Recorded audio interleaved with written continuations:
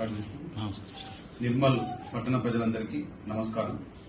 మొన్న 19వ తారీఖు రోజు నిర్మల్ పట్టణంలో స్థానిక మాదేవ్పుర కాలనీలో తన సొంత ఇంట్లోనే దొంగతనమైందని చెప్పి అనిత, గవర్నమెంట్ ఉద్యోగ పనిచేసేటువంటి అనిత ఆ రోజు దరఖాస్తు ఇవ్వడం జరిగింది.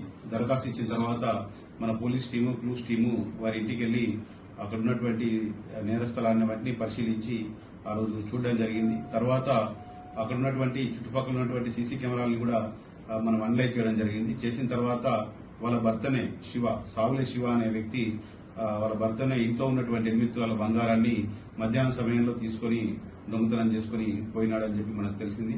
తర్వాత అటు వ్యక్తిని పట్టుకుని విచారించగా అతను అటు నేరాన్ని ఒప్పుకొని దొంగిలించినటువంటి బంగారాన్ని 8 తులాల బంగారాన్ని చూపించడం జరిగింది. ఆ వ్యక్తిని అరెస్ట్ చేసి రిమాండ్కు తరలించడం జరిగింది. కావున ప్రజలందరికీ పోలీస్ శాఖ తరఫున విజ్ఞప్తి ఏంటంటే ప్రతి ఒక్కరు కూడా హోటళ్ల వద్ద గాని, వారి ఇంటి ముందు గాని, అదేవిధంగా వ్యాపార సముదాయాల వద్ద గాని సీసీ కెమెరాలను పెట్టుకున్నట్లయితే ఈ నేరాన్ని అరికట్టడంలో చక్కగా అవి మాకు పనికొస్తాయి.